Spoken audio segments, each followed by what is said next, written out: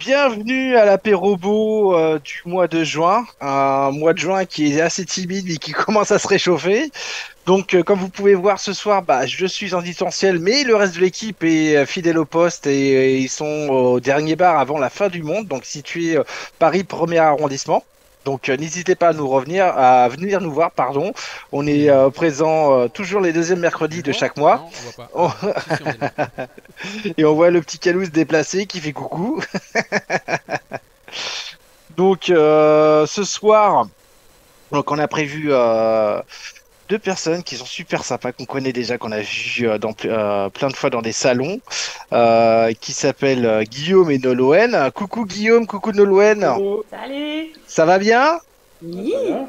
Oui, alors oui, ce qu'il faut savoir, ouais, Guillaume et Nolwenn aussi, vous n'êtes pas en région parisienne, vous êtes où exactement? À Orvaux. À À côté de nous. Orvaux. Oula, ça c'est, ah oui, c'est très connu ça. C'est à Bah oui! côté d'où exactement? La banlieue nantaise. La banlieue nantaise, ok. Tac, super. Et vous voulez nous présenter des trucs ce soir? Il paraît. Il paraît, apparemment. Il paraît, c'est ce qu'on nous a dit.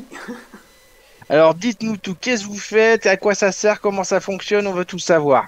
Et bah, on va tout vous dire. Et s'il y a des questions, surtout, vous n'hésitez pas. On vous a préparé une petite présentation de support quand même. La Ouais. classe. Oh, ça y est. Ah, mais avec incrustation. On va Ah, déjà commencer par se présenter, hein. Qui qu'on est? Donc, je suis Nolwenn, parce que m'appeler Guillaume, ce serait bizarre. Je suis donc en trois points, férue de pédagogie, spécialiste de la récup et amoureuse du Japon.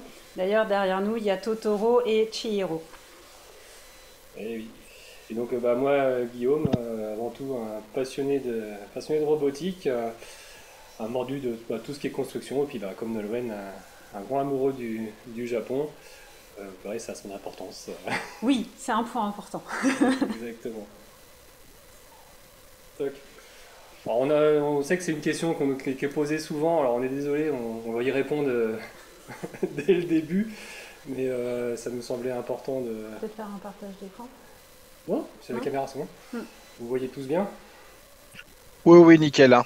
On vous voit très très bien. Ok.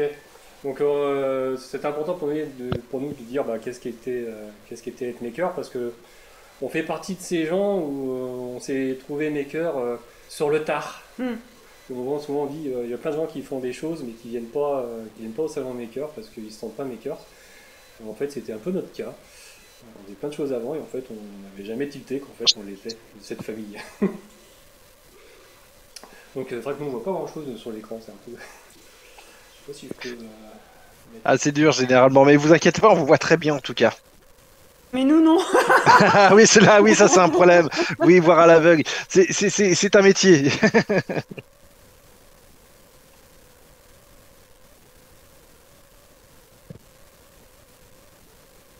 Voilà. Voilà. Ah. Bon, bah, vas-y, je t'en prie. Alors, pour nous, être maker, enfin notre définition en tout cas d'un ou d'une maker, c'est un de réaliser des choses autour de nos passions. Ça marche mieux, parce que sinon on fait rien de bien, je trouve. Ouais, puis bah, après, c'est. Enfin, nous, ce qui nous a tenu à cœur quand on s'est dit maker, c'était que tout ce qu'on puisse faire, on puisse le partager, faire découvrir, qu'on ne soit pas, comme on a déjà discuté avec d'autres personnes, avoir juste quelque chose sur la table. On voulait vraiment que les gens puissent tester les créations pour avoir des retours, améliorer, etc. De permettre la découverte, que ce soit pour nous, de se lancer des challenges et aussi de permettre au public de découvrir aussi des choses. Puis dernier point, c'est pour ça qu'on est là aussi ce soir, c'est partager des moments entre passionnés, euh, divers et variés, parce qu'on ne fait pas tous la même chose, et c'est comme ça qu'on s'enrichit les uns les autres, et on en est très heureux. On aime bien les gens. Enfin, ça dépend des gens. Mais en général, on les aime bien. Tac. Bienvenue dans la secte Caliban alors. Voilà, voilà. Et oui, Avec le grand gourou à l'écran. Alors, on va commencer par nos projets individuels. parce que finalement on a fait des choses avant. On a fait des choses avant. Et c'est Nolwenn qui commence. Et c'est moi qui commence. Allez, vas-y, dis-nous tout. Alors, juste petit parcours avant Kazoku Makers. Donc, les points restent les mêmes, hein, je ne change pas là-dessus. Pour résumer un peu qui je suis, j'ai une maîtrise d'histoire c'est pour faire un peu écho à l'archéologie de Sarah. On vient un peu du même milieu. Elle me sert pas à grand-chose pour ma part. J'ai pas été historienne. Mais j'ai travaillé 15 ans dans le social, comme animatrice, comme monitrice éducatrice. Enfin voilà, j'ai fait plein de boulot dans le social. À un moment, je me suis reconvertie dans le numérique. J'avoue que Guillaume a quand même influencé cette reconversion. Je plaide coupable. Et actuellement, je suis médiatrice numérique, ce qui me permet d'être à cheval sur le social et le numérique, et c'est un grand kiff. Je kiffe mon boulot. Baby. Voilà, passe. Alors, je suis une grande spécialiste de la récup, et quand je dis spécialiste de la récup, c'est que je récupère tout et n'importe quoi pour en faire tout et n'importe quoi. Donc, la preuve, un vieux jean de Guillaume qu'il a troué, et j'en ai fait... Est-ce qu'on peut les montrer ? Des coussins pour pas avoir mal au dos dans le canapé, c'est bien. Alors non, ça c'est des coussins de yoga, parce que ça coûte très cher à Decathlon. Et ouais, un coussin pour le canapé. Et j'ai hérité d'un vieux drap de famille qui est devenu masque au moment du confinement, qui est devenu sac de vrac, pochette pour les mouchoirs, parce que pareil, je suis aussi dans le zéro déchet et tout. Enfin, ce qui est devenu torchon aussi. Enfin, ce drap a été transformé en plein de choses possibles. Donc voilà, la récup, c'est vraiment jusqu'au bout, et même les tout petits bouts de drap sont devenus les petites lanières pour tenir les masques. Suivant. Alors, la récup, c'est aussi dans le boulot, du coup, parce que je travaille dans un centre socioculturel, et il y a un côté projet d'équipement solidaire qui est né pendant le confinement. Et grâce à toute une équipe de bénévoles super compétents et super sympas, le projet, c'est on récupère des PC ou d'entreprises ou de particuliers, on les reconditionne, c'est-à-dire qu'on efface tout, on met du Windows, pour le moment on met du Windows dessus, et s'ils sont morts, on les démonte pour pouvoir pimper d'autres PC. C'est déjà arrivé de mettre des habillés Pierre pour habiller Paul avec un peu plus de RAM, changer la ventile ou le bloc Alim. Et on propose aux familles en fait qui ont besoin de PC, tout simplement. Donc là, c'est une Tiny. Au départ, on a commencé avec des grosses UC, et maintenant, on ne sait pas quoi en faire parce que les gens ils veulent des portables, forcément. Donc, mais c'est un chouette projet, même si Windows nous met un peu des bâtons dans les roues actuellement, parce qu'on ne peut plus migrer gratuitement de Windows 7, Windows 8 vers Windows 10. Donc voilà, mais voilà, c'est vraiment un projet de récup. Et puis la deuxième photo, là c'est mon bureau. La photo a été prise lundi. Parce que dans un centre socioculturel, on a un petit budget, hein, c'est une association. Donc le parc informatique, c'est un peu de la récup. Donc normalement j'ai 2 PC, là ça se voit pas qu'ils sont accessibles parce qu'il y a plein de bazar devant. Mais il y a 2 PC qui sont accessibles au public. Donc c'est pareil, c'est des PC qui étaient sous Windows 7 que j'ai fait migrer sous Windows 10. Un autre PC que je suis en train de reconditionner pour des collègues et qui me posent quelques soucis d'alimentation. Enfin bon. Il y aura un vrai bureau de maker en fait. Ouais, en fait j'ai toute une pile de PC à réparer ou à démonter. Il y en a qu'on m'a donné, il y a un animateur de la ville qui m'a donné des PC sous Linux. Donc en plus, je suis avec plein de systèmes d'exploitation différents. Donc tu as un local de 150 000 m², c'est ça? À mon avis, tu enlèves quelques centaines de milliers de mètres. Ouais, tu peux en enlever quelques-uns. Mais mine de rien, même dans mon petit espace, j'arrive... je fais des piles en fait. Ok. Je fais des piles, et grâce... à des cartons de pommes qu'on achète l'hiver. Dedans, après, je les je les récup. Et ça me permet de ranger mes câbles. VGA, Ethernet, tout ça, voilà, par thème, et je mets les étiquettes dessus. Ça s'appelle des stacks, pas des piles. Ouais, Je enfin, il y a des fois plaisante. c'est du pile, plus ou moins stable. Ouais. Alors, récup et médiation. Donc, le projet Griffoir que vous avez pu voir, si je l'ai emmené à Vitré. Je sais plus si je l'ai emmené à Vitré ou en tout cas à Azay, ça c'est sûr. À la base, c'est un PC déclaré mort que j'ai récupéré au boulot. Et l'idée, c'était déjà moi un challenge de démonter un PC parce que je l'avais jamais fait. Et du coup, celui-là, je l'ai monté, redémonté un certain nombre de fois. Et d'en faire un griffoir pour chat parce qu'une collègue me l'avait montré sur Instagram et j'avais trouvé ça rigolo à faire. J'aime bien les challenges, surtout quand ils sont un peu cons. Donc voilà, donc le griffoir est fini. Bon, là, j'avais mis, pour être honnête, j'ai mis quelques croquettes et un peu d'herbe à chat pour que Neko monte dessus. Mais elle y va toujours un petit peu quand même. Bon, elle griffe pas, elle se couche dessus. Et donc ça, c'est fini. Enfin, fini. L'idée, c'est aussi de pouvoir mettre une animation sur l'écran. Donc ça, je le ferai plus tard. Mais faire passer une petite souris ou Faut lui un mettre petit une souris. poisson, histoire d'aller jusqu'au bout. Et il y a un bénévole de mon ancienne structure qui m'a filé une souris PS2. Donc c'est pareil, c'est sur les vieux PC, donc maintenant on ne peut plus les utiliser. Et il m'a dit, bah, tu devrais lui mettre des moustaches, et j'ai trouvé l'idée géniale. Donc voilà, j'ai récupéré la souris et l'idée c'est d'en faire une souris. Une vraie souris. La récup jusqu'au bout. Et par contre, là, c'est le côté pro. La carte mère, en fait, je l'ai mise un peu propre, j'ai enlevé un peu tout ce qui était encore attaché dessus. Et l'idée, c'est d'en faire un jeu, alors ou pour les jeunes ou pour les adultes qui savent pas ce qu'il y a dans un ordinateur. Et bah, je suis médiatrice numérique, donc des gens pour qui c'est un peu magique ou mystérieux ou diabolique. Bah, c'est mon quotidien, donc c'est pour démystifier un peu tout ça et montrer de quoi est composé un ordinateur. Donc là, sur la carte mère, l'idée c'est d'avoir un petit pion donc, qui est en bleu, mais en fait qui est en...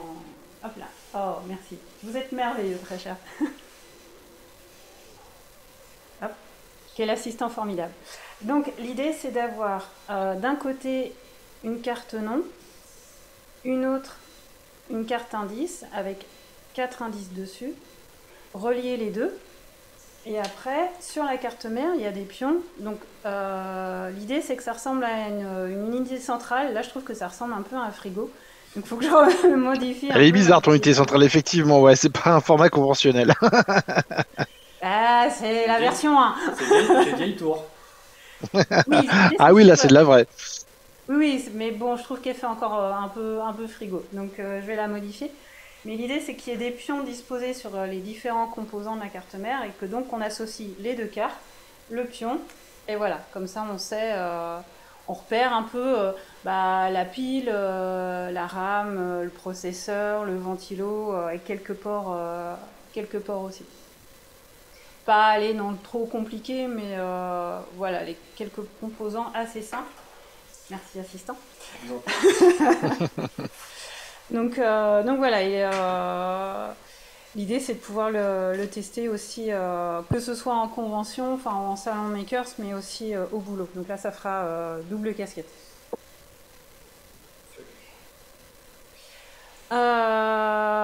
Toujours dans le cadre là c'est du boulot, mais c'est des choses que je me suis aussi éclatée à faire. C'est de former les jeunes tout ce qui est algorithmique et programmation. J'ai fait une formation Coloris, c'est une société qui s'est spécialisée autour de la pédagogie Montessori pour former à la programmation les jeunes de 3 à 6 ou 3 à 9 ans. Donc il y a plein d'outils qui sont sympas et notamment il y avait du coloriage binaire que je trouvais pas mal, mais leurs outils ne m'allaient pas vraiment. Donc j'ai pris mon logiciel préféré Inkscape et du coup j'ai créé mes propres coloriages binaires que j'ai proposé aux gamins et ils ont adoré. Ça les a vraiment fait marrer de découvrir ce que ça allait donner. Et dans le même état d'esprit, alors là je l'ai pas testé avec des jeunes, ça faisait partie de mon atelier pour ma formation conseillère numérique, que je n'ai pas fait parce que j'étais en arrêt au moment, au moment de l'examen. Mais c'était de faire comprendre les algorithmes à partir d'une recette, et notamment d'une recette de crêpes, parce que la bouffe, ça motive toujours tout le monde. Et dès qu'on dit à quelqu'un qu'une recette, quelle que soit la recette, que crêpes, gâteau, peu importe, c'est un algorithme, les gens font « What? Ah bon?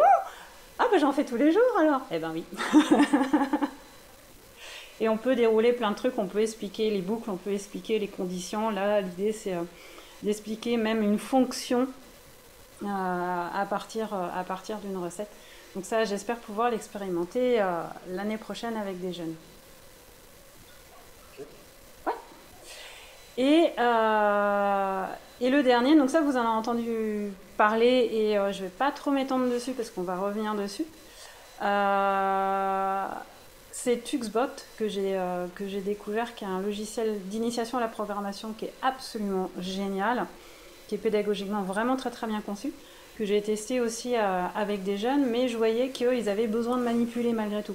Donc il y a certes des carnets PDF qu'on peut imprimer, mais je voyais que ça suffisait pas, et quand j'en ai eu marre de leur filer des crayons, des piles ou des trucs que je trouvais sur place, j'ai modélisé un pingouin en 3D et ça fonctionnait mieux, c'était plus cohérent, et puis je suis assez fière parce que j'ai passé des heures. Moi, la modélisation 3D, c'est un peu le bricolage encore en ce moment, j'ai vraiment pas les bases, donc je passe 1 heure à mettre juste le nez au bon endroit parce que je fais tout le tour.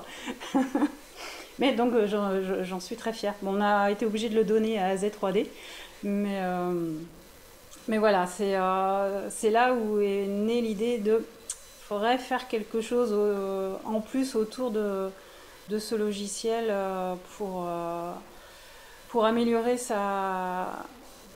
le côté pédagogique, ouais. Et compréhension, et voilà, parce que les jeunes ont encore besoin de manipuler aussi, donc voilà. Et juste la petite photo qui est à gauche, c'est un événement, la Nantes Digital Week, qui a lieu tous les ans à Nantes. Et là, l'idée, c'était non seulement de faire l'initiation à la programmation, mais aussi montrer aux gens le monde du libre, parce que je trouve que ça va bien avec la récup, le monde du libre. Donc leur montrer qu'il n'y avait pas que Super Mario, il y avait aussi Super Tux. Il n'y a pas que les jeunes, hein. Il n'y a pas que les jeunes, il y a aussi les vieux, hein. Oui, on a un vieux jeune avec nous qui est curieux justement sur ça. Il fait plein de robots, mais il a un petit problème, c'est effectivement les faire bouger et les animer, on va dire. Je vois pas de qui tu parles. En vrai, c'est un rapport avec Scratch. Peut-être. Oh, tout de suite, oh non. On n'a rien entendu, on n'a rien vu, il s'est rien passé. Donc voilà, un peu vite fait, mes projets un peu perso, beaucoup liés à la pédagogie et beaucoup liés à la récup. Voilà, s'il y a des questions. Non, on va passer à monsieur, on va échanger nos rôles alors. Parce que Tuxbot, on va y revenir plus tard. D'accord, ok. Et Tuxbot, c'est aussi bien que que le reste ou pas? Aussi bien que le reste? Et enfin aussi bien que Scratch. Ça n'a rien à voir. En fait, ça n'a rien à voir, c'est vraiment pour les plus jeunes. Eh ben justement, ça tombe bien.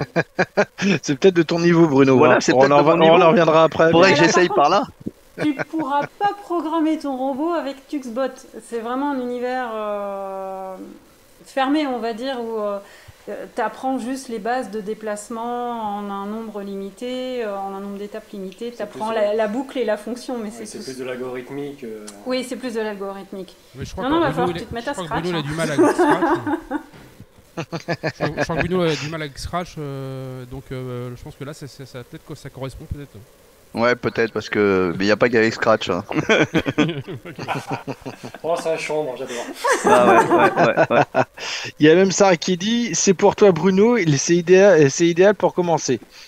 Ouais, Voilà, même Sarah s'y met, franchement. ouais, ouais. Non, mais je vois ça, je vois ça. Et je peux Voilà. t'envoyer le lien si tu veux, hein. Il se Ouais, ouais, pourquoi télécharge sur pas? toutes les plateformes. Pas iOS ou Mac, mais sur Linux, sur Android, sur Windows. Tu Ouais, peux bah le voilà. Et moi, je t'enverrai un crack pour Windows. Comme ça, tu pourras aller craquer tes Windows. Je prends. Oh non. Bon, c'est pas bien, on n'a rien entendu. Faut couper, hein. Faut Je couper. précise que tout ce qui est piratage est interdit, hein. C'est pas du piratage. Ah non, loin de là. Ah oui, bah on fera un autre débat sur, sur ce sujet-là. Alors vas-y Guillaume. On va passer à Guillaume. Ouais. Donc, Guillaume, donc, comme c'est marqué. Alors, je dirais que j'ai pas pris le temps de mettre mon parcours. Moi, c'est plus orienté robot, parce que je suis de formation ingénieur et docteur en robotique, même si j'en fais pas plus état que ça. Donc, forcément, la robotique, c'est quelque chose qui me parle depuis longtemps. Vas-y. Et donc, pendant mes études, j'ai participé à la fameuse Coupe de France de robotique qu'on a évoquée le mois dernier. Ah, la fameuse, oui, Voilà. exactement, qui s'est passée effectivement il n'y a pas si longtemps que ça. Oui, bah, j'y suis allé. Ah bah voilà. Bon, très sincèrement, j'ai été déçu. Voilà, Ah. quand on a connu l'univers maker, on passe d'un monde plutôt individualiste à un monde de partage. C'est pour Ouais. ça que j'ai été déçu. Alors oui, les photos sont moches, effectivement. Déjà parce que ça date de 2002 et si vous vous souvenez de ce qu'on avait en 2002 pour filmer et photographier, c'était pas terrible. Surtout si je les ai mis, c'est aussi pour remettre, pour redire que quand on commence en robotique, les gens voient sur les salons des choses qui marchent, mais quand on commence, on a aussi fait beaucoup de choses qui marchent pas. Et tous ces robots-là, c'est des robots qui n'ont pas super bien marché. Bon, certains qui étaient même pas homologués, enfin, des usines à On a gaz les pas deux possibles. catégories. Hein. On a ceux Ah ouais, qui on a marchent tout et ceux mélangé qui chez marchent nous, hein. On a même des robots qui fument aussi. Et ça, c'est pas fait exprès. J'ai fait. On a même eu un robot, on a fait le wall of composants cramés. Tu vois. Ah oui. Une fois que c'était cramé, hop, on le colle dessus. Oui, effectivement, Heureusement, ça on a peut être pas un fait les sujet de gros. déco qui peut être fort pratique parce que ça libère de la place aussi. Ouais, on n'a pas mis des composants, on a mis des limes aussi. Ah oui, d'accord. Bon, bref. Ouais, je préférais le rappeler parce qu'effectivement, des robots qui marchaient pas ou qui faisaient n'importe quoi, j'en ai fait des tas. Puis on voit que niveau design, c'était pas terrible, mais n'empêche que c'est ultra formateur, parce que c'est comme ça que moi j'ai appris énormément de choses sur la conception mécanique, l'électronique, etc. Mais voilà, j'aime le rappeler, ça prend du temps. Une fois, je discute avec des jeunes qui aimeraient tout faire tout de suite, ils me disent non, mais ça prend du temps d'apprendre à faire les choses bien. Bah oui, toujours, toujours. Voilà, Mais il y a un début. et il y a un début. Et à partir de, alors, je sais plus, je sais pas si ça aide, j'ai recréé avec des anciens de l'école une équipe indépendante, et là on s'est mis à faire des robots qui marchaient bien.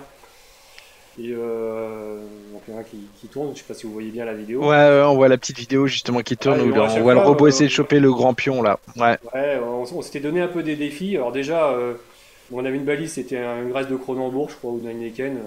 Ah bah si, le test de la bouteille, très important ça pour un robot. Voilà, le but de l'objectif, c'était aussi de faire des robots un peu à la con. Donc celui-là, il était tout en bois et en plexi. Moi, celui que j'adore, c'est mon préféré, là, qui est au milieu. Je m'étais donné comme défi, dire et si on faisait un robot avec les roues les plus grosses possibles et sans moyeu. Oui, Ah, c'est donc, un beau challenge ça. Une roue de 250 mm de diamètre, et puis un copain il nous a dit tiens, et si on l'a transformé en chapaille comme dans Stargate. Et donc du coup, dès que le robot roulait, il y avait le chapaille qui tournait, et en plus plus on allait vite, plus les lumières rouges s'allumaient. C'était assez rigolo. Les gens nous ont tous pris pour des tarés. Et nous on a dit ouais, et alors. Ça nous fait kiffer. Et, on s'en fiche. Mais les gens nous prenaient vraiment pour des timbrés. À la question pourquoi, on a répondu parce que. Voilà. Voilà, c'est ça. Oui, ça. Ouais, vous aurez droit à 2 questions à la fin, vous comprendrez pourquoi. Mais ça Ouais. reprend un peu l'idée. Hein. Et puis, le dernier robot qu'on a fait, c'est en 2016, je crois, avant qu'on arrête. C'était des robots 100% impression 3D. Enfin, presque 100% impression 3D, parce que bon, c'était un peu compliqué. Et ça marchait bien, mais on a fini par arrêter parce que certains ont eu des enfants, etc. Puis bon, Le format de la coupe nous embêtait un peu parce que c'était un peu trop restrictif. Et puis on se voyait, on bossait chacun de notre côté, puis de toute façon personne ne se parlait vraiment. Donc on a cherché autre chose qui existait, puis il y avait rien qui existait à l'époque. Donc on a arrêté. Et puis pendant plusieurs années, j'ai rien fait. Hormis côté boulot, parce que comme c'est mon boulot, je vous ai mis aussi quelques exemples.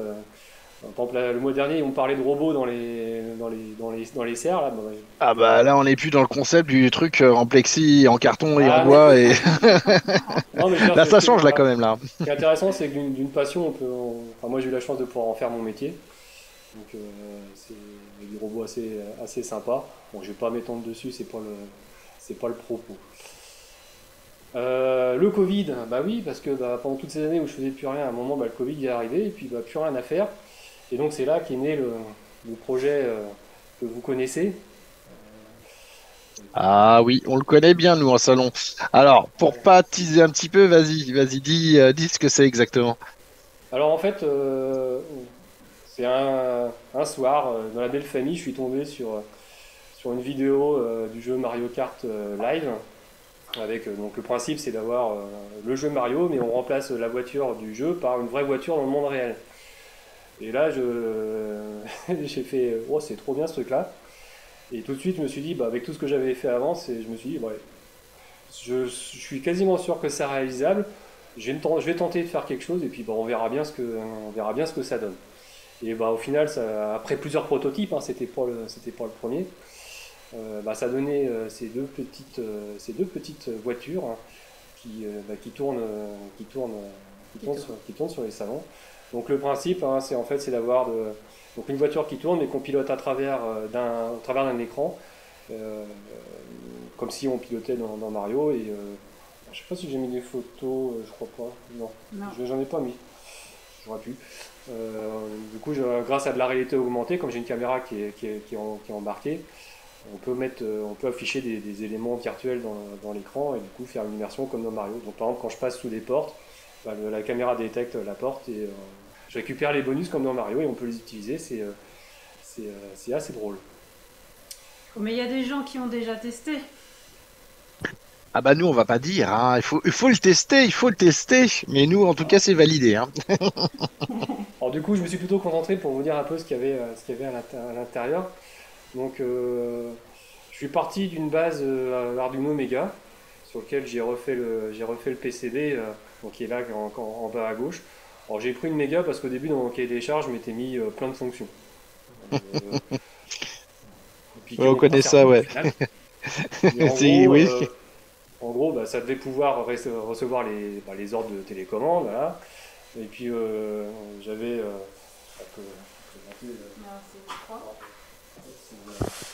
si on regarde on voit la petite voiture là. Il y en a beaucoup, ils se disent pourquoi il y a un petit trou à l'avant. À l'avant c'est une petite LED infrarouge. L'idée c'est de pouvoir faire comme dans Mario, de se lancer des petits missiles. Donc quoi de plus facile que de mettre une petite LED infrarouge à l'avant. Et puis du coup, hop, un petit récepteur qu'on ne voit pas trop. Alors, on voit la petite fente là qui est au milieu, donc avec un récepteur. Non, le récepteur là, le petit composant là, qui est à côté du moteur pour réceptionner ça. Et donc pour la caméra, comme c'est un petit peu lourd à traiter, une méga ça suffit pas. Donc j'ai rajouté un Raspberry Pi 0 pour commander ça. Et à la base je voulais prendre des petites puces Wi-Fi qui évitaient de passer par le réseau Wi-Fi standard. Mais ça n'a pas été très probant. Peut-être une erreur de conception, mais bon, là n'était pas le sujet. Je suis tout passé en Wi-Fi, c'est quand même plus simple. Alors pour la petite histoire, l'infrarouge, j'ai fini par l'oublier parce que c'est quand on a fait le Maker Faire à Toulouse, je ne sais plus l'année dernière ou il y a 2 ans. Le Faire Festival, pardon. Je me suis retrouvé avec ma voiture qui très régulièrement détectait quelqu'un qui m'envoyait des missiles alors que j'étais tout seul dans le jeu. Donc c'est pas normal. Et en fait, au bout d'un moment, j'ai fini par tilter que dans un bâtiment, il y a souvent des caméras de sécurité. Et que les caméras de sécurité, elles ont des LED infrarouges. Ah oui. Et que donc mon algorithme n'étant pas spécialement très restrictif, et bah, dès que la caméra a passé en face de ma voiture, bah, elle s'arrêtait. Je fais super, c'est super chiant. Les visiteurs ils arrêtaient pas de se faire arrêter, donc c'est pas essentiel, de toute façon je fais qu'une voiture, donc j'arrête la fonctionnalité. Je vais monter un petit peu. Je vais démonter la petite voiture, donc vraiment commence à manquer un peu de lumière. Je vais te mettre un peu lumière. On va mieux voir. Donc on retrouve. Hop, on va retirer. Veux-tu que je tienne avec Bah, c'est pas si petit que ça, là, une bonne taille déjà quand même. Hein. Ouais, elle fait la taille. d'une main d'un monsieur d'1 m 80. Une grande main, ça doit faire ouais, un peu plus de 20 cm, 25 cm. Donc avec la carte qui est à l'intérieur, un petit moteur sur chaque roue, le petit détecteur qui est ici, des petites lettres rouges que j'allume quand on recule, ça peut toujours stylé. Et puis la petite. Ah, j'ai oublié de descendre une voiture. L'autre ? Ouais. Je vais la chercher. Donc voilà, avec un petit servomoteur, voilà, la base, et puis du coup l'autre partie qui se clip dessus, la Raspberry avec la petite caméra intégrée dans le mât. Souvent les gens ils disent bah, elle est où la caméra, bah, elle est juste là. L'idée c'était vraiment d'arriver à faire quelque chose, enfin mon débit c'était d'arriver à faire quelque chose où on voyait pas de fil surtout. Parce que je voulais faire vraiment quelque chose qui fasse comme si on l'avait acheté dans le commerce. Plutôt content du résultat là-dessus. Toc. Puis pour les contrôler, j'ai fait plusieurs versions de contrôleurs. J'ai commencé par une petite télécommande, version un peu Xbox. Alors ça marchait très bien sur le papier, puis je me suis rendu compte que en fait, en plus on peut l'allumer, ça fait avec un petit écran, c'est sympa. Allez dans la manette noire. Ok. Donc en fait je me suis aperçu très vite que les jeunes ils jouent comme sur une console, donc le côté proportionnel d'une direction ils connaissaient pas, en gros c'était à fond en haut, à fond à droite, etc. En fait, la voiture, elle allait systématiquement dans le mur, c'était pas top. Donc j'ai refait une deuxième version avec une version plutôt version volant de F1, donc sur le même principe. Et là, on tourne le volant pour diriger la voiture, et là tout de suite ça marchait beaucoup mieux. On voit un petit peu l'électronique qu'il y a dedans, avec des petites palettes en mode joystick pour pouvoir accélérer et reculer. Donc, simple mais relativement efficace. Et puis j'en ai fait une autre version un peu plus compliquée, que je ne sais pas ce qu'on a sorti, mais la version volant de course, avec du coup un vrai volant, même électronique. Mais je voulais qu'on ait une immersion un peu plus simple, parce que surtout pour les jeunes, tenir un volant à la verticale c'était compliqué, donc je voulais utiliser ça. Bon, c'est pas encore totalement au point, mais ça marche. Pour ceux qui l'ont essayé, je ne sais pas s'il y en a qui ont eu l'occasion. Il n'y en a pas beaucoup. Donc voilà pour les volants. Donc voilà comment. Donc moi j'utilisais des ESP32 pour ceux qui sont férus de ces petits composants-là, qui sont vraiment super bien. Sinon j'avais utilisé des modules tout à droite, les modules M5 Stack qui ont des écrans intégrés, qui ont vraiment tout intégré avec même pour la version qui est là, une batterie intégrée. Donc on peut vraiment être autonome sans être forcément connecté au PC. Donc c'est vraiment c'est pas donné, mais bon, quand on voit tout ce qu'il y a dedans, finalement c'est pas si cher que ça. Et puis bon, si on l'achète en Chine, je pense que c'est encore moins cher. Oui, ça y joue, ouais. C'est un très bon fournisseur. Ils font des trucs, c'est vraiment génial ce qu'ils font. Ah oui, mais ils font même plein de trucs que personne ne pense aussi. Hein. Ouais. J'ai déjà vu des trucs vraiment assez custom en carte, justement. Ils sont capables de faire des Arduino méga, mais en petit format. Enfin bref, ils pensent à plein de trucs que les autres pensent pas. Ouais. Ouais, ils font vraiment plein de choses bien. Ah ouais. Ils ont sorti un dernier, là, un petit espèce de petit bouton rotatif là, pour faire de la domotique. Il est vraiment bien. Puis il est pas cher en France surtout. Pour une fois, le prix français est moins cher que le prix en dollars. Incroyable. C'est du genre 50 euros pour 80 dollars, c'est pour une paye. Ah oui. Bref. Si. Donc, bah tiens, voilà, un exemple de. Alors, je vois pas parce qu'il y a le chat. Voilà. Voilà un exemple de ce que rend le jeu, donc un truc assez proche, assez similaire de ce que fait, de ce qu'on peut retrouver sur Mario. Donc vous voyez que la caméra détecte les deux petits tags qu'il y a sur ma porte. On déduit la position parce que j'ai calibré la caméra en préalable. Et donc vient rajouter le numéro de la porte qui est au-dessus et les les trois petits cubes point d'interrogation qui tournent en dessous. Et du coup, quand la voiture franchit la porte, eh bien, on entend le petit bruit de Mario quand on collecte une boîte mystère. Et puis en haut à gauche, on voit ce qu'on a collecté et on peut l'utiliser. Donc tout ça, c'est basé, donc c'est un logiciel que j'ai fait en C++. Toute la partie graphique, c'est de l'OpenGL, comme sur les jeux vidéo traditionnels, même si je suis pas aussi fort qu'eux et c'est pas si performant.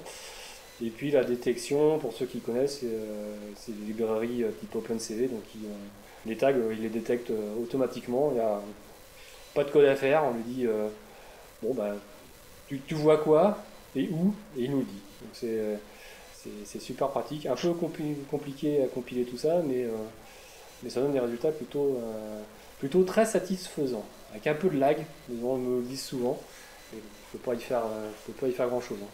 Là, j'arrive à envoyer quand même du 720p, donc c'est pas mal en résolution. Ça reste propre, ouais. Ouais. Alors souvent il y a un peu de lag, il y a un peu d'artefacts qui arrivent parce que selon les conditions, là ça marchait bien parce qu'il n'y avait personne, mais sur un salon à Paris où il y avait du wifi de partout, j'arrivais même pas à me connecter à ma Raspberry, c'est pour dire. Ah bah tu verras l'expérience à Nantes aussi, hein, c'est pas Alors, mal par contre, aussi si dans tu l'exercice. ça passe. Ah ouais? Ouais, ça passe. Il n'y a pas encore assez de monde. Ok. C'était un peu mon appréhension la première fois. Et en fait, ça Mm. marche plutôt pas mal. Non, vitré, c'est testé. Ok, validé, parfait. Si au moins tu peux faire ça, tu peux faire les autres sans problème. Oui.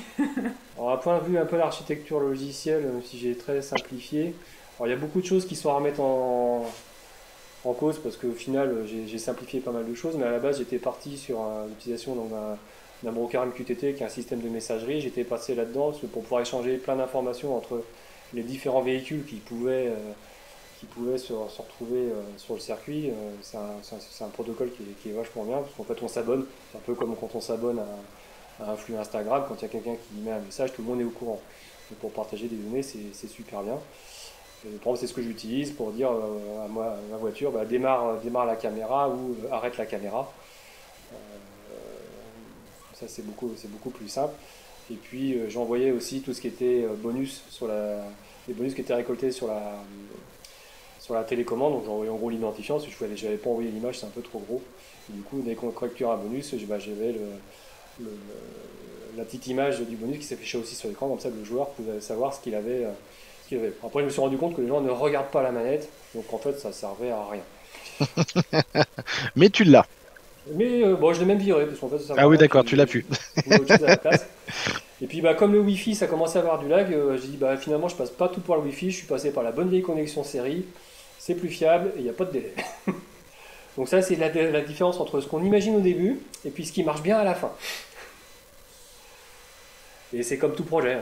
Oui, c'est ça. Il y a l'idée de départ et le produit fini.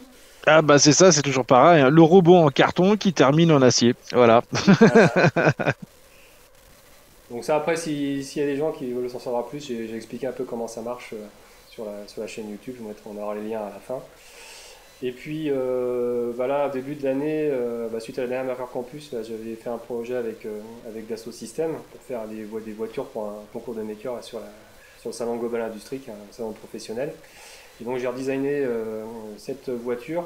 Alors je l'ai faite de cette manière pour plusieurs raisons. Un, je me suis aperçu qu'il y avait beaucoup de gens qui étaient intéressés par le projet, mais qu'au final, ce que j'avais fait, c'était pas à la portée du premier venu. Donc je me suis posé la question, grâce à ce projet, comment je pourrais simplifier.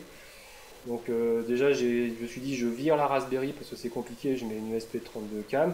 donc qui s'avère être pas très suffisante, mais pour jouer tout seul dans son salon, c'est amplement suffisant. Une carte qui est maintenant basée sur une Leonardo avec moins de composants, donc aussi plus facile à faire ou à faire par un industriel, et 2 bouts de code Arduino, et basta. Donc je l'ai là. Ah non, je n'ai pas le bon. Bah oui, parce que je l'ai sorti. Ah, donc je suis... Bon. Donc là voilà, donc je suis parti aussi, avant j'avais des batteries de modélisme, donc c'était un peu pénible à charger, donc je suis passé sur de la batterie lithium, avec une petite carte que j'ai trouvée sur AliExpress qui est vachement bien. Donc en plus le niveau de charge de la batterie, donc je sais au moins quand elle est déchargée. Conseillé par les frères Poulain. Ouais, ok. J'ai gardé le même système de moteur, mais je suis passé sur des roues un peu aluminium, plus stylées. Oh, tu l'as tuné. Il manque plus que les néons, on s'y croirait. Ouais. Et puis surtout ce que j'ai fait, parce que c'était aussi l'objectif du concours, c'est que je me suis dit ce qui est intéressant, c'est qu'il y a des gens qui vont pas s'intéresser à... qui vont pas forcément s'intéresser à concevoir la voiture, mais peut-être plus à faire ce qu'il y a autour, la personnaliser. Donc c'est pour ça que j'ai fait les 2 petits supports qui sont sur le dessus, parce que je me suis inspiré d'un concours qui existe en France avec les courses en cours, où en fait on leur file tout ce qui est base motrice, et eux redesignent la carrosserie. Donc c'est dire, on part d'un système et on fait juste une partie, par exemple la carrosserie, et on s'amuse, mais finalement le côté technique n'est pas forcément le frein pour commencer à faire le projet. Et du coup, pour vous illustrer... ouais, voilà, bon, c'est ce que j'ai dit, on voit à l'intérieur. Donc l'avantage c'est que le SP32 a fait hotspot Wi-Fi, donc on peut se connecter du coup avec son téléphone, on peut la piloter avec le téléphone sans forcément passer par le jeu, ce qui est aussi plus sympa. Et donc là sur le concours, il y a des gars qui en 3 jours et demi sont partis, ils avaient juste la voiture à monter, pas un plan 3D, ils ont tout reconçu, fait les coques et imprimé sur le salon. Donc voilà, en 3 jours et demi, ils nous ont fait ces trois modèles là qui sont quand même vachement sympas. Moi j'ai fait le modèle qui était à droite. Bon, le tompe, je me suis dit, tiens, si le SP32 elle marche pas, je vais mettre une Raspberry, donc j'ai mis une Raspberry dedans. Puis comme c'était sur le thème du sport, moi, comme je faisais du tir à l'arc, j'ai fait une arbalète. Et ce qui était assez drôle, c'est que je l'ai fait tellement réaliste, alors que c'est des bouts de ficelle, que les gens pensaient que ça allait tirer. Les gens disent, mais c'est pas dangereux, ça va pas tirer. Non, il n'y a aucune tension. Donc c'était pas prévu à la base, mais finalement ça a bien fonctionné. D'ailleurs, il y a toujours la flèche. Ouais, la flèche, qui était une de mes anciennes flèches qui avait cassé. Bon, donc voilà pour le GA, donc c'est une bonne opportunité pour créer d'autres choses et faire avancer les projets alors que c'était pas prévu à la base. Donc ça c'est cool. C'était un petit peu musclé comme timing, mais bon bref. Oui, c'est vrai que c'est vrai que les apérobos, on pourrait en faire des apérobos qui durent plus de 10 heures et on sera encore dessus sur le sujet en train de converser tout ça, effectivement. On n'a jamais assez de temps, en fait. Là, voilà, la voiture, celle-là, j'ai dû la sortir en 3 mois, quoi. Ah oui, oui. Donc ouais, c'était un peu chaud. Ah bah oui, tu m'étonnes. Vitré en plein milieu, bien sûr. Oui, bah oui, tant qu'à faire, faut bien qu'il y ait un salon au milieu, hein, normal. Et une convention justement sur le thème du Japon le week-end d'avant. Ah oui, oui, oui, oui. Donc on en vient justement sur cette passion commune parce que Maker, on l'a fait aussi dans l'univers Japon. Ouais. Donc on est bénévole, très actif dans une association autour de la culture japonaise à Nantes. D'ailleurs, voici le co-président. Et dans cette association, nous est venue, il y a un paquet d'années maintenant, l'idée de faire des décors, parce qu'on fait des grosses conventions. Et pour se démarquer, puis même c'était une envie de importer un peu des éléments du Japon en France. Et c'est vrai que c'est des éléments de décor complètement faits maison. Donc là, ce que vous voyez, c'est un tori. C'est sur les temples... Ah, merci. Surtout, comme tu disais, c'est de montrer des choses que les gens connaissent pas du Japon surtout. C'est ça. Bon, le tori, ça, les gens connaissent.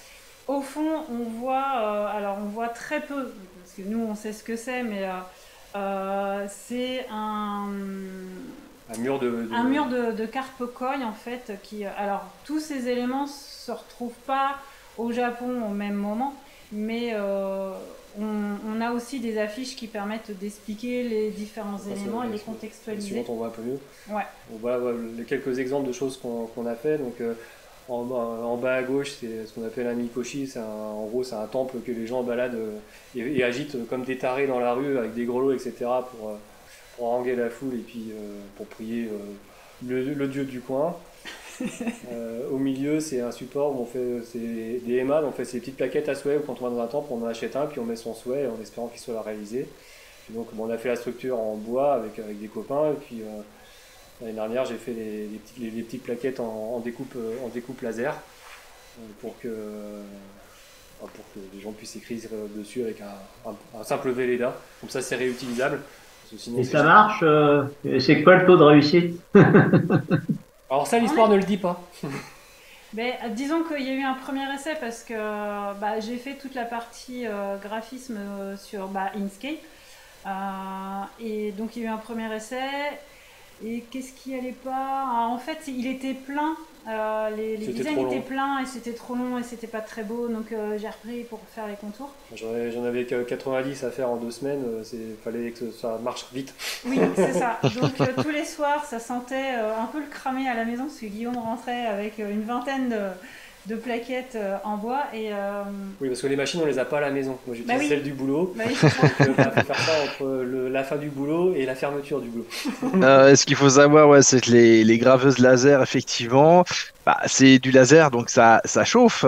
Donc quand ça fait de la chauffe, quand ça chauffe, ça fait de la fumée. Il y a l'odeur qui va avec. Donc D'où l'expression à tes souhaits. voilà.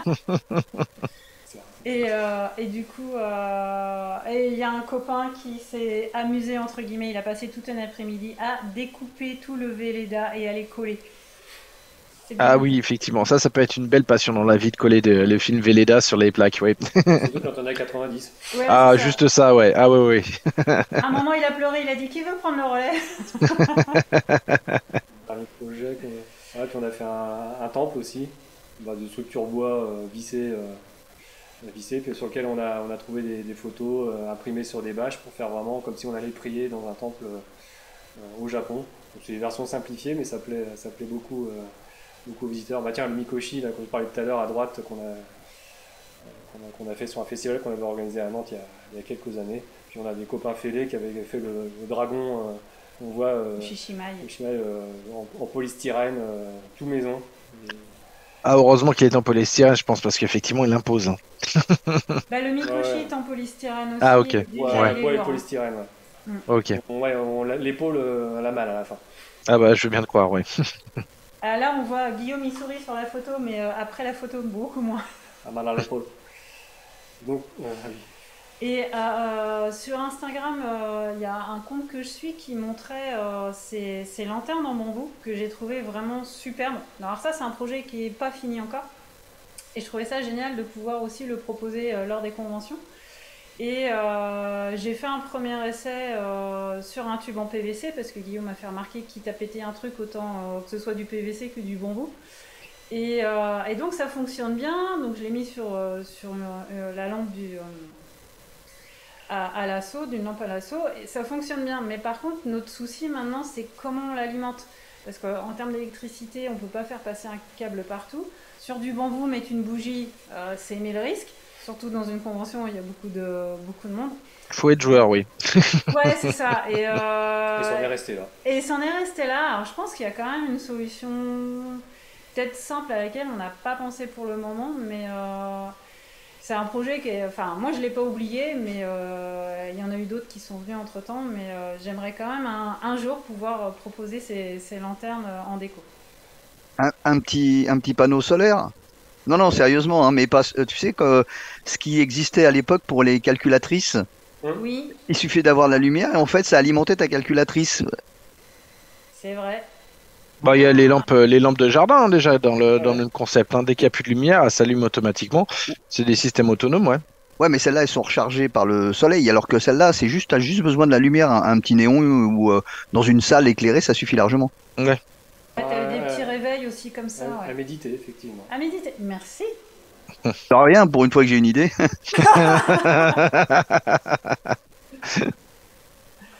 Ah oui, puis ça c'est un projet qu'on court, parce que forcément, qui dit association, on est aussi, fait aussi partie d'un club de percussion. Donc qui sont là. Le problème c'est que c'est des percussions bois sur bois, donc ça fait énormément de bruit. Donc pour s'entraîner à la maison ou en appartement, c'est un peu compliqué. Donc on a commencé à faire un projet où, un peu comme les batteries d'entraînement qu'on peut trouver, donc qui sont à base de sons de piezo, d'une ESP qui va reproduire les bruits. L'avantage c'est qu'on n'en a que 4. D'une paire d'enceintes. Donc, le principe fonctionne. Maintenant, il faut réussir à intégrer ça dans quelque chose qui ressemble à quelque chose. Et puis avoir du temps pour le faire. Oui, c'est plus ça le problème en fait. C'est parmi tous ces projets. C'est le dilemme du maker, c'est qu'il y a beaucoup d'idées, il y a beaucoup de choses à mettre en place, mais après c'est un problème de temps. C'est toujours. Et de priorité, ouais. Mais les copains attendent hein, la version. Chez Action, il y a un ok, rayon jardin d'accord. avec des éclairages jardin. Ok, Ah, super. merci Yann. Bah, merci. Donc tout ça pour arriver donc, en mi-2023, donc l'année dernière, où on a créé officiellement notre nom Kazoku Makers, parce que en fait il y avait d'autres projets, il n'y avait pas que le mien. Et du coup, si on vous a présenté tout ça, c'est pas pour rien, ce Kazoku Makers, ça a une signification. En fait, c'est au retour de Vitré, on se disait que plutôt que ce soit que le projet de Guillaume, parce qu'on avait envie aussi d'avoir des projets tous les deux. Et puis bah, finalement, j'étais toujours dans les bagages, dans les salons de makers. Donc autant m'inclure. Et donc on a cherché des noms et on n'est pas très bons l'un et l'autre. Donc ça a pris un peu de temps. Et Kazoku, en fait, ça veut dire famille en japonais. Donc c'est les kanji qui sont sur notre logo. Et famille, parce que même si on n'a pas d'enfant, on a quand même une chatte. Et voilà. On reste une famille, même à deux. Hein. On reste une famille à deux. Et ce qu'on aimait bien aussi, c'est que pour nous, les makers, c'est aussi une famille. Alors, on se voit pas tout le temps, mais on apprécie toujours de se revoir 2-3 fois dans l'année. Donc on trouvait vraiment que ce nom nous allait bien. Exactement. Voilà.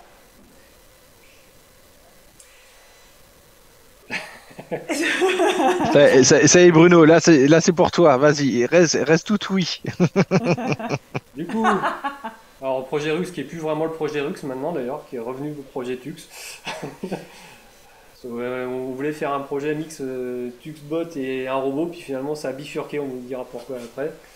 Mais je te laisse le présenter. Oui, alors, donc pareil, au retour de Vitré l'année dernière, parce que j'avais testé, j'avais emmené des carnets PDF de Tux avec mon petit pion modélisé, mon premier pion modélisé en 3D. Bah c'est bien, comme il y a 1h15 de voiture, ça laisse le temps de papoter. Puis en général, après un salon de makers, on fait toujours un débrief et c'est là que les idées commencent à germer. Et donc on s'est dit, bah, ce serait pas mal de faire un plateau pour vraiment permettre de manipuler. Donc au départ, effectivement, on voulait intégrer le robot. Alors, on y reviendra après, mais au départ, on voulait intégrer aussi ce robot. Petit robot que j'avais fait. Voilà, qu'on a mis sur Instagram. Et au final, bah non. Du coup, on a fait, pour ceux qui suivaient Instagram, quand vous suivez sur Instagram, on a fait d'abord la borne d'arcade. Donc, c'est bien, on va en refaire. Très grand classique ça. Donc pour les Calibans et puis pour François qui était à Aztec 3D, c'est là où on l'a testé. Donc la borne, l'idée c'est que dessus il y a quelques parcours de Tuxbot et on avait des cartes aussi et les personnes avec une petite caméra qui était intégrée. Voilà, qui repéraient les cartes sur lesquelles il y avait des tags, donc pour dire aux petits personnages de monter, descendre, etc. Et on a vu que ça avait pas mal pris, mais C'était pas très fiable. C'était pas très fiable, les cartes, ça prenait beaucoup de place. Et quelqu'un qui est derrière l'ordinateur au bar, dernier bar avant la fin du monde, nous a dit mais pourquoi vous faites pas un système vous faites une fente sur l'avant et vous faites un système de cartes. On s'est dit mais c'est une bonne idée ça. C'est en cours. Donc c'est en cours. Donc merci Pascal. Puis après, on a fait ce petit plateau de jeu sur lequel les enfants peuvent déplacer le pion. Et derrière chaque case blanche, on a une petite LED RGB qui va permettre après de retracer le circuit sur le vrai plateau et de voir tout le chemin qui a été parcouru, ce que ne fait pas Tuxbot. On voit juste le pingouin se déplacer, donc on ne sait pas par où il est passé et donc où était la faute. Et donc l'idée c'est d'avoir ce côté un peu physique où les enfants ou autres peuvent déplacer le pion et donc corriger leur algorithme et progresser comme ça dans le...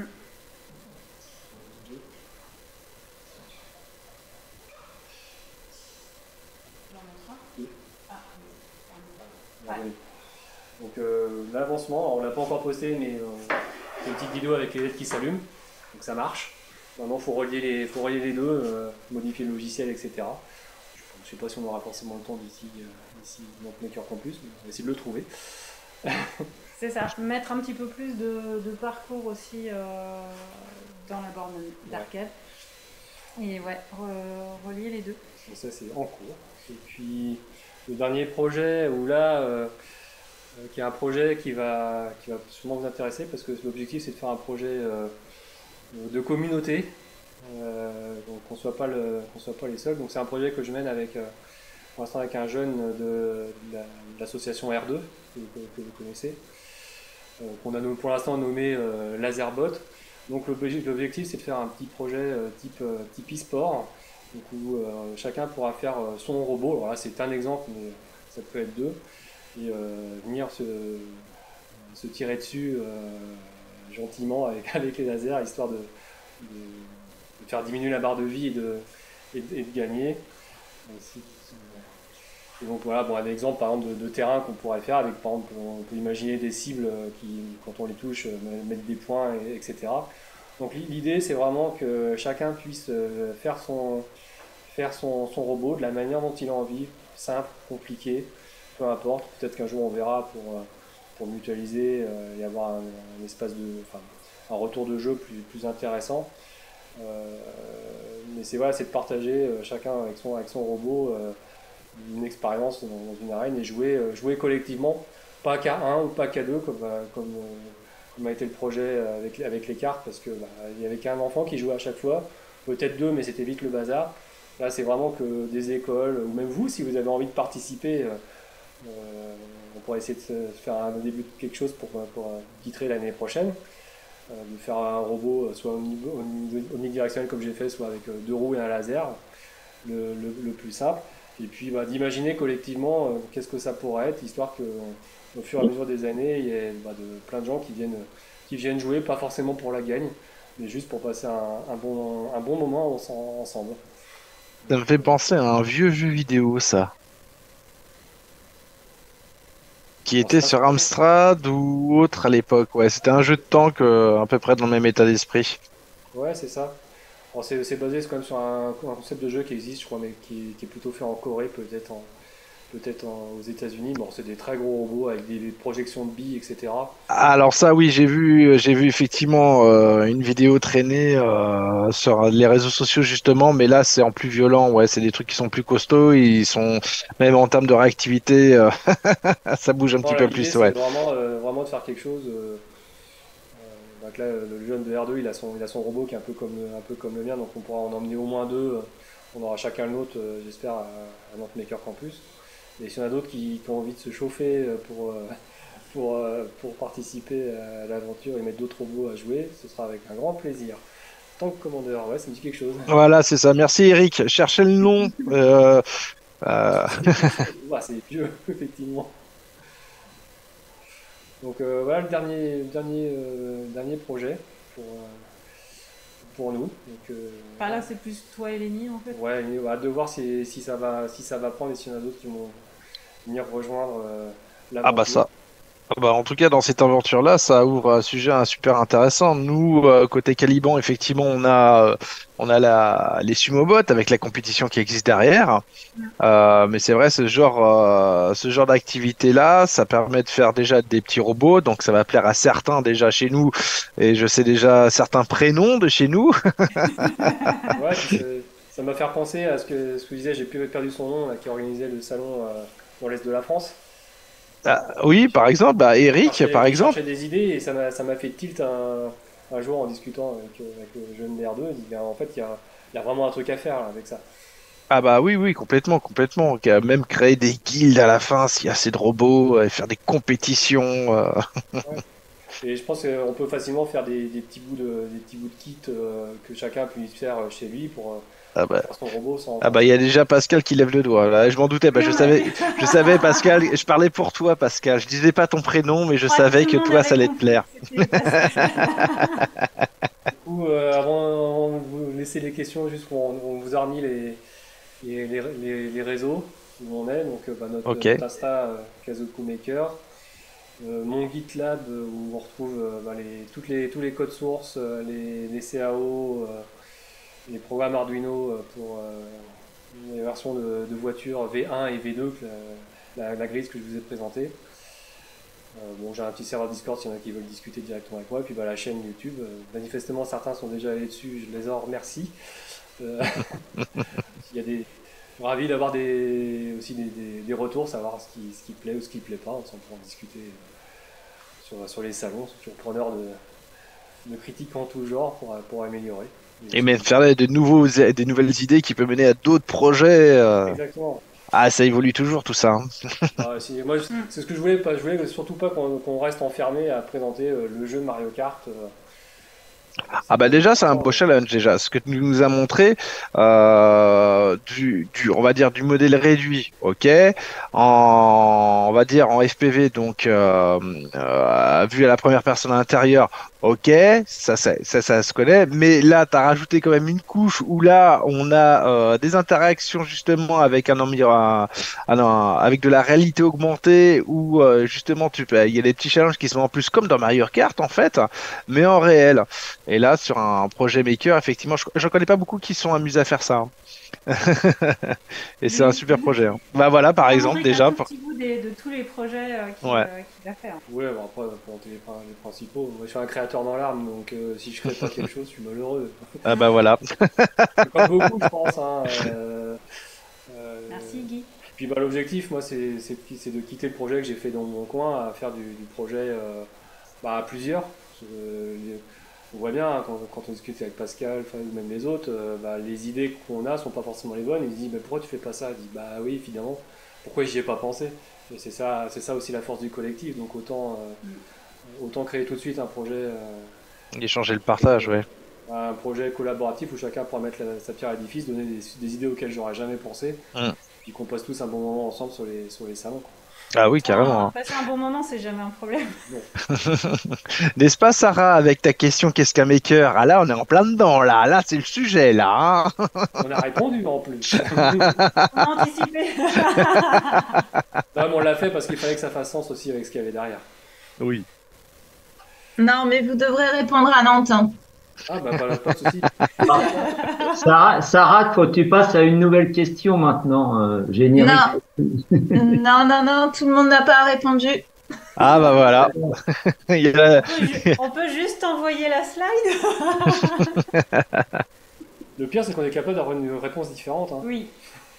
Ah bah chacun sa propre interprétation, c'est ça qui est sympa, mais ça, surtout ce que Sarah, je pense en interview, je sais pas, peut me reprendre là-dessus, mais sur l'univers maker, effectivement, c'est beaucoup déjà la créativité, le partage qui ressort énormément, hein, dans tout ça, hein.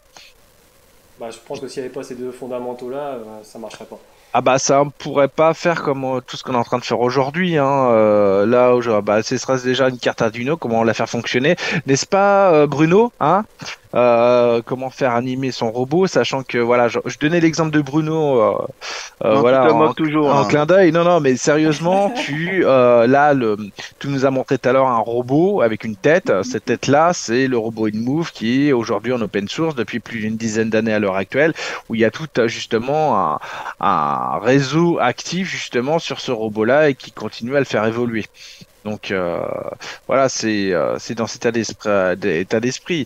Pour vous deux, effectivement, vous avez exactement plein d'idées en tête, des choses hyper créatives, éducatives aussi, hein, ça joue sur ce côté-là et qui peut créer justement un univers de partage. Là, les derniers éléments, les tanks, moi, ça m'a fait sourire effectivement parce que ça m'a fait penser à un vieux jeu vidéo. Donc, d'un côté, j'avais le petit clin d'œil un peu nostalgique par rapport à ça, et t'as le côté justement où là, on n'est plus sur un écran avec un joystick. Là, on va rentrer dans du réel avec je construis mon robot, je crée mon châssis, je vois ma petite stratégie, comment je peux faire évoluer sur le terrain. Voilà, c'est super sympa, hein, c'est super sympa. Hein. Ouais, mais du coup, faut. Attends, je vais me mettre devant la caméra. Ah bah oui, quand même. Ouais, Hein. ouais, attends, tu vois, ouais. Bah du coup, faut poser les limites aussi. Hein, parce Il faut nous regarder maintenant, Fred. Hein. Ouais, ah, c'est dur, hein. Il n'y a pas d'écran là. Hein. Il faut poser les limites parce que tu parlais d'un salon qui est dans l'est de la France, mais moi, il me semble bien que le salon dans l'est de la France, c'est jusqu'à la destruction du robot adverse. Donc il là, faut. Moi, je suis contre ça. Et voilà, justement, c'est pour ça qu'il faut poser les limites et savoir ça, vraiment. On n'a pas le droit à la disqueuse et au chalumeau, je suis pas d'accord moi. Ouais, parce que nous on est chaud pour tout ça, hein. on est chaud pour tout ça. Hein. Ouais, piston neuf, moi, je veux pas abîmer les robots. Moi, Voilà, c'est l'idée, c'est qu'il reste entier, quoi qu'il arrive. Non, surtout on n'a pas envie de faire peur à des jeunes qui vont se lancer là-dedans, qui vont passer des dizaines d'heures à galérer et de voir leur robot détruit par un mec. Après, ah oui, bah là oui. Tout est intéressant à voir et il y a toujours quelque chose à prendre. Hein. C'est simplement que bon, moi je comprends pas toujours le fait de plaisir de détruire quelque chose qui a mis beaucoup de temps à être réalisé. Alors surtout quand t'as mis une certaine passion dedans. Maintenant après.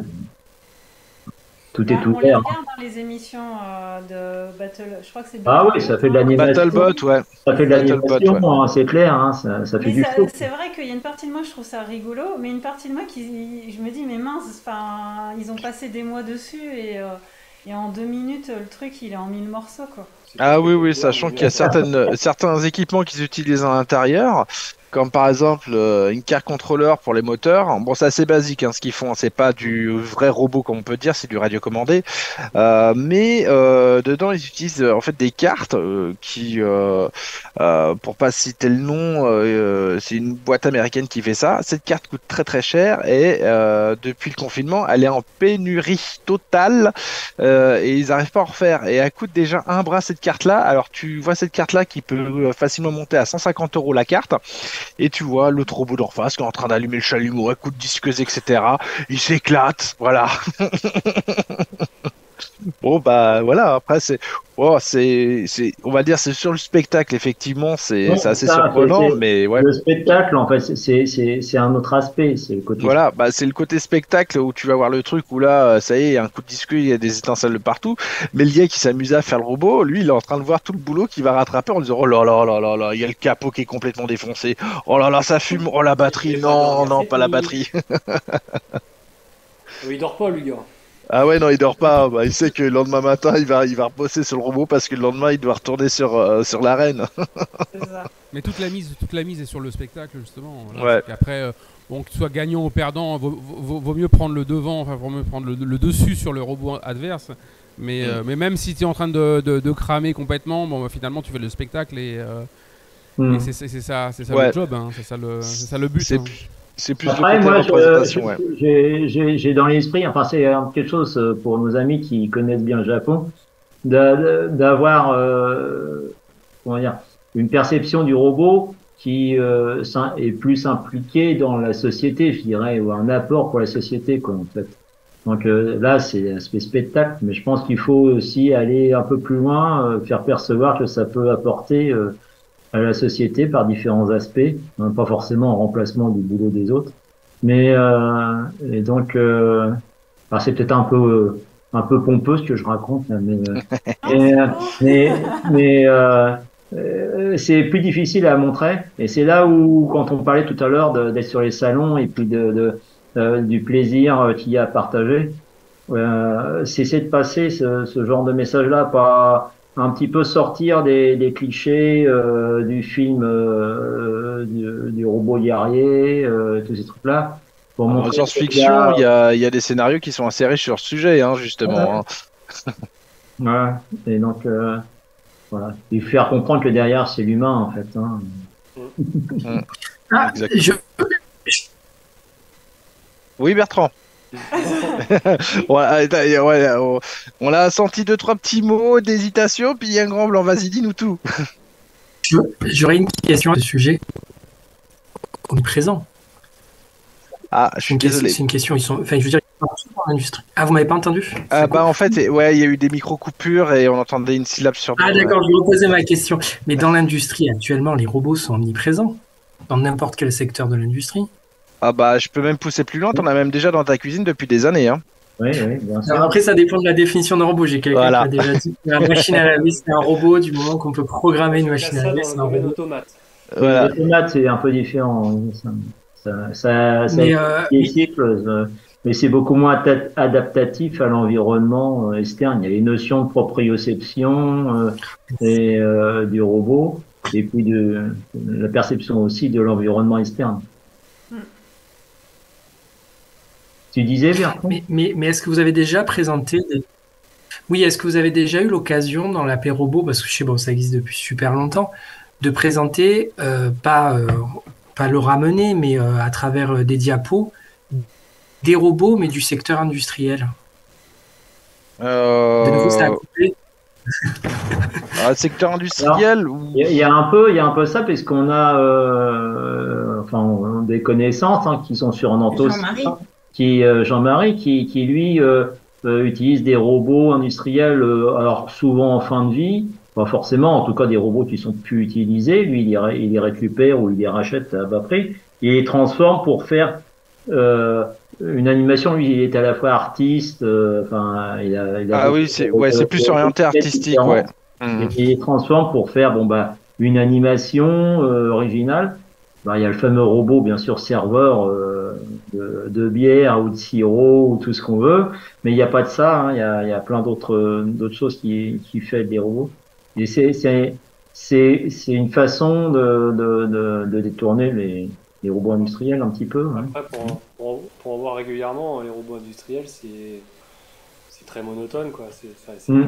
C'est joli à voir, mais de là à en tirer de l'empathie ou un envie d'eux, c'est souvent très bête, hein. Alors que par contre, dès qu'on commence à voir des gens qui font du robot avec un côté un peu artistique, là on commence à avoir des choses qui sont sympas à voir. Peut être sympa, ouais, sachant que pour donner l'exemple, là on donnait l'exemple du Mistromatic. En fait, oui, c'est un gros Fanuc qui était sur les usines de production automobile. Il l'a récupéré, c'est un bras, il est fixé sur un essieu de camion, hein. Généralement pour le déplacer, il y va avec un SMI. Ce robot-là, en fait, qui était destiné justement à des montages sur les chaînes de montage, là maintenant il distribue de la bière. Voilà. Donc c'est rigolo, on appuie sur un bouton, le bras il commence à bouger, il va chercher le verre, il remplit le verre, il nous le ramène. Il y a ça, il a fait aussi des théâtralisations aussi, où il s'en est servi en tant que réveil. Donc on le voit allongé dans un lit, il veut pas se lever, puis le bras il prend carrément l'extrémité du lit, il retourne le lit. Bon, effectivement c'est un peu violent comme réveil, mais voilà, ça donne des petits exemples. Ou sinon il essaie de lui apprendre aussi à faire du violon. Voilà, c'est la partie théâtralisation aussi qui peut être assez sympathique et qui va démocratiser en fait les robots industriels justement et leur donner une petite âme, si on peut dire ça comme ça, ouais. Ah, et juste pour l'anecdote, parce que ça tombe bien, sachant que le mot robot vient d'une pièce de théâtre. Ouais. Je sais pas si Robota, à l'origine, c'était une pièce de théâtre sur un robot. Sur un robot, et parce que robot, enfin vous le savez mieux que moi, robot veut dire esclave en polonais ou en russe, je sais plus. Et Karel Capek, c'était un auteur. Et c'était une pièce de théâtre qui avait été écrite, une des premières pièces, une première pièce de théâtre qui mettait en scène un robot, je sais plus le nom de l'auteur, très peu connu. Ressemble beaucoup à Kafka, l'auteur, mais c'est pas Kafka. Ah, mais du coup, alors si on parle de robots industriels, il me semble que sur le Zoom, là, on a un spécialiste du robot industriel. Ah ouais, mais il n'a pas ouvert son micro. Mais je pense qu'il peut peut-être ouvrir son micro, c'est peut-être le moment. Eric, t'es là? Salut Eric. Salut Eric. Bonjour à tous. Voilà. Vous m'entendez?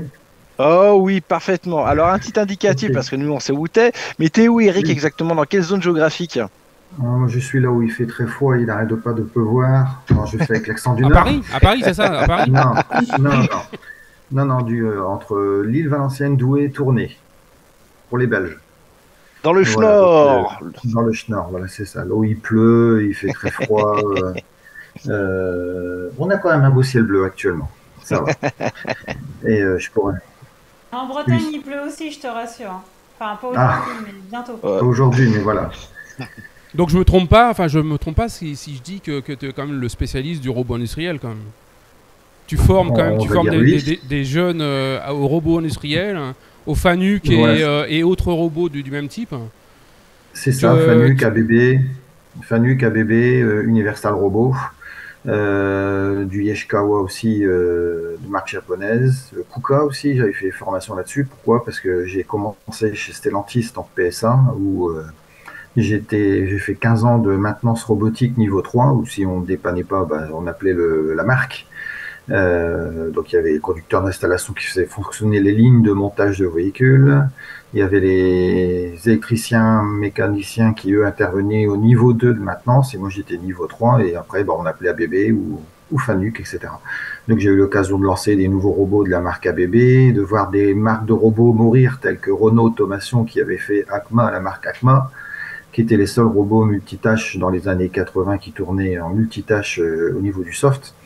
Et qui, un jour, un directeur de chez Renault a dit nous, on n'est pas là pour faire des robots, on est là pour faire des voitures. On revend la marque. Ils ont vendu ça pour un franc sabellic à la marque ABB, qui sont des Suédois et qui est devenu, on va dire, un des leaders, parce qu'ils sont plusieurs avec FANUC, un des leaders et KUKA, tout ça, qui sont devenus des leaders de fabrication de marques et qui ont récupéré pour €1 symbolique tous les brevets de chez Renault et qu'eux n'avaient pas cette technologie-là en fait. Donc voilà, il y a des avantages, des inconvénients. Bon voilà, donc j'ai eu des petits robots, des gros robots, on était plusieurs techniciens, etc. On avait des robots forte charge jusqu'à 1,3 tonne qui portaient, donc là c'est plus des robots, c'est des grues presque. Et là, je suis formateur, donc j'ai quitté le groupe PSA, mais je continue à donner des formations chez eux, donc j'ai monté ma société de formation et je suis enseignant parce que je trouvais, comme c'est devenu 23 marques, ça a donné un contexte compliqué. Je suis parti dans l'enseignement pour faire profiter de mon expérience aux jeunes et j'ai créé ma société de formation parce que comme je suis en CDD, j'ai pas le titulaire de l'examen de prof, donc le CAPES, CAPET. Je donne des formations chez PSA, c'est comme ça je suis toujours au courant des nouvelles technologies, s'il faut qu'un stagiaire, etc. Donc oui, j'ai un peu de compétences et puis vous l'avez vu un peu au niveau du salon, etc. En 2018, j'avais pris un robot collaboratif de chez Universal Robot, un robot du Danemark. C'est eux qui ont inventé les premiers robots collaboratifs, c'est-à-dire qu'avant ils étaient dans des grillages, maintenant ils sont carrément en collaboration avec les opérateurs. Et donc je l'avais transformé en robot barman, c'est le lien que je vous ai envoyé sur YouTube. Et pour la dernière édition, vous avez pu voir, vous les Caliban, Victor qui avait transformé un robot FANUC industriel à charge 6 kg, qu'on avait transformé en robot pianiste et d'ailleurs fait l'objet des premières secondes de la vidéo de Fred qu'il a fait et que je remercie, qui était une super vidéo pour notre salon, notre 6e édition. Voilà. Alors, pour présenter un petit peu effectivement le salon que tu parles, alors c'est un salon qui est situé effectivement dans le nord de la France, qui est à Orchy exactement. Donc le nom ne parle pas trop, mais le salon est énorme. C'est comment dire, c'est un grand stade, si on peut dire, une grande salle, un aréna en fait, où vraiment on n'a que des exposants liés à la robotique. Donc nous effectivement on était présents en tant que Caliban, mais il y avait aussi Sarah qui était là, François, il y avait JB et JM, donc ceux qui, les organisateurs aussi de Northmaker Campus, qui étaient là aussi. Ils avaient un stand, un petit atelier pour les les enfants. Et encore, j'en passe d'autres parce qu'il y avait du professionnel, il y avait du maker, il y avait vraiment tout l'univers vraiment de la robotique qui était vraiment dans ce salon-là et c'était assez vivant. On peut comparer effectivement le salon d'Orchy un peu comme Vitré, comme on connaît nous, donc qui est là dans l'île-et-Vilaine, ou Nantes Maker, plus petit que Nantes Maker Campus quand même, mais ça attire énormément de monde. À chaque fois qu'on y va, c'est toujours noir de monde et c'est vraiment énorme. Donc, je sais pas si d'ailleurs cette année, Eric, là je fais, je lance un peu la pierre dans la mare. Je sais pas du coup s'il y aura un événement pour cette année. Alors, c'est compliqué parce qu'en fait, on est financé, on est associatif, on est bénévole en fait, on est une équipe de copains, etc. Sur l'organisation du salon, mais on est supporté, financé par le comité de communes Pével Carrobo qui représente 40 communes au sud-est de l'île. Donc, on est noué par ce financement et la partie logistique, près de la salle, etc. Donc, c'est en fait une chaîne qui fait qu'on a la réussite de ce salon. L'un ne va pas sans l'autre. Et cette année, ils fêtent leurs 10 ans, les 10 ans de la création du comité de communes. Et donc, ils misent tout leur argent, tout ça, et leur logistique sur ces fameux 10 ans qui se réaliseront le 28. Donc, ils nous ont demandé de créer un mini-salon là-bas, avec d'autres associations du comité de communes. Et Henri a eu l'agréable surprise qu'on lui a dit, écoute, il n'y aura pas de salon robotique, on ne nous a pas conviés, on ne nous a pas demandé, etc. Mais nous, on faisait un peu la gueule, excusez-moi de l'expression. Qu'est-ce qu'on fait, etc. Est-ce qu'on le fait nous-mêmes, etc. Comment on a dit, ils nous ont demandé de faire un mini-salon ce jour-là, le samedi 28 septembre.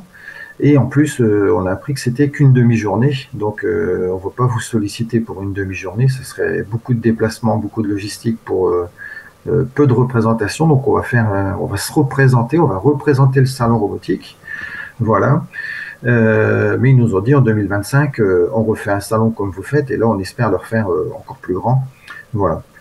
Entre deux, ils nous ont demandé de travailler sur un chantier particulier. Donc, on a dit finalement, cette pause d'1 an sera pas si mal parce qu'on a un gros chantier. Pour l'instant, on peut pas vous en dire plus. C'est un truc énorme qu'on est en train de faire sur notre secteur. Là, comme après la vidéo sera publique et que c'est un engagement du président et des élus, pour l'instant, c'est dans les cartons, donc on est en train de monter un dossier qu'on va leur présenter, puis peut-être qu'on vous annoncera une bonne nouvelle dans l'esprit du salon robotique qui sera persistant annuellement, on va dire ça comme ça. Les gens ont déjà dit trop. On verra après par la suite, mais en tout cas, ça annonce pas mal de choses pour l'année suivante, quoi.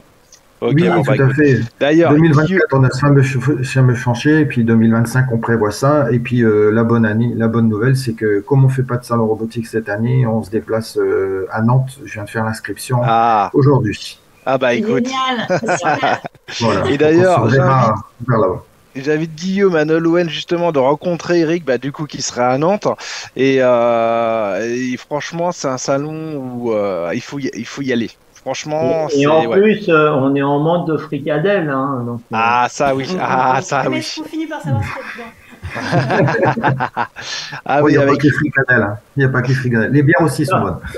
Oui. Ça fait glisser la fricadelle. Si on revient un peu à Guillaume et à Nolwenn, est-ce qu'il y a des questions dans la salle par tout hasard? Fred? On a perdu la salle. Tu m'entends? Ouais, tu m'entends? Ah, ça y est. Il me semble que Bruno avait une question, non? T'étais déjà parti au japonais. Non, mais sur le. D'ailleurs, Bruno, c'est pas des affiches qu'on a derrière nous, c'est des puzzles. Ouf. Qui ont été faits, il y en a un qui a été fait pendant le confinement, mais qui ont été ramenés du Japon par contre. Moi, ce que j'aime du Japon, c'est les sushis et les sashimi. Alors moi, Moi, je préfère les Donburi à choisir. Mais à Nantes, il y a un excellent restaurant de sushi. C'est frais, c'est vraiment super bon. La salle est toute petite, donc j'ai peur qu'on puisse pas y aller, mais il est vraiment très bon. Sinon, dans ces cas-là, on peut le faire jeudi soir pour l'anniversaire de Pascal. Non, il a dit non. Il a dit non. Il a dit il préfère les crêpes. Non. Il préfère les crêpes. Attends. On peut faire les crêpes, Pascal. Ah. Attends, on va faire un petit. Vas-y, remets. Et attends, parle dans le micro. Attends. Alors, pas de sushi, pas de paella. Après, ça devrait aller. Mais les crêpes, c'est parfait.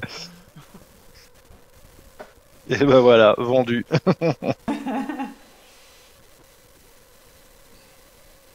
Pas de questions. Bon, bah écoutez, bah en tout cas, hormis l'organisation de notre Maker Campus, comme vous pouvez remarquer, c'est imminent. Apparemment, il n'y a pas plus de questions.